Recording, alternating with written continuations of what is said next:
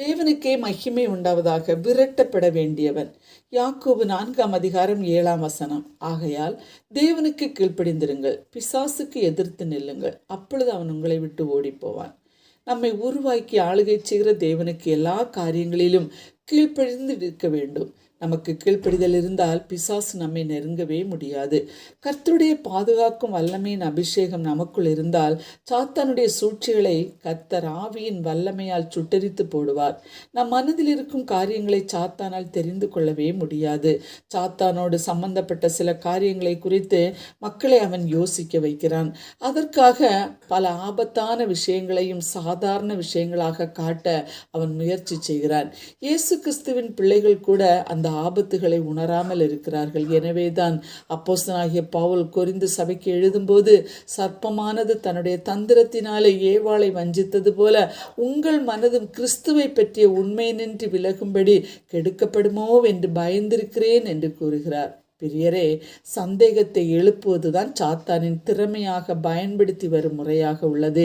Eden தோட்டத்தில் அவன் ஏவாளிடம், தோட்டத்தில் உள்ள அத்தனை மரங்களின் கனிகளையும் நீங்கள் சாப்பிடக்கூடாது என்று சொன்னதுண்டோ என்று கேட்டான்.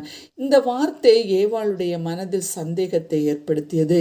யோபுவின் காலத்தில் சாத்தான் கர்த்தருக்கு பிரதியுத்தரமாக, யோபு விருதாவாகவா தேவனுக்கு பயந்து நடக்கிறான் என்று கேட்டான். இயேசு ஞானஸ்நானம் எடுத்த பிறகு அவரிடம், நீர் கடவுளுடைய மகனாக இருந்தால் இந்த கற்களை அப்பங்கள் ஆகும்படி சொல்லும் என்கிறான். இந்த கேள்விகள் அனைத்துமே சந்தேகங்களை கொண்டு வருவதாக உள்ளது.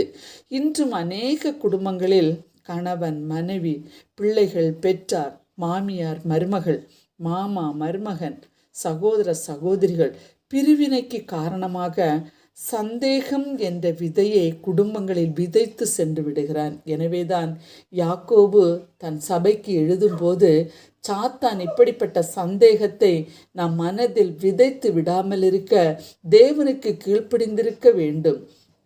வாசிக்கிற, கேட்கிற, தியானிக்கிற வசனங்களுக்கு கீழ்ப்படிய வேண்டும். அப்பொழுது பிசாசுக்கு எதிர்த்து நிற்க முடியும். அவன் நம்மை ஒன்றும் செய்ய முடியாது. இயேசுவின் நாமத்தினால் ஓடி போவான். ஒப்பு கொடுப்போமா? ஆமேன். அன்புள்ள இயேசு சுவாமி, நல்ல நாளுக்காக உமக்கு நன்றி. உமக்கு கீழ்ப்படுகிற அந்த கீழ்ப்படிதலை எங்கள் ஒவ்வொருவருக்கும் கட்டளையிடும். இயேசுவின் நாமத்தில் பிதாவே, ஆமேன்.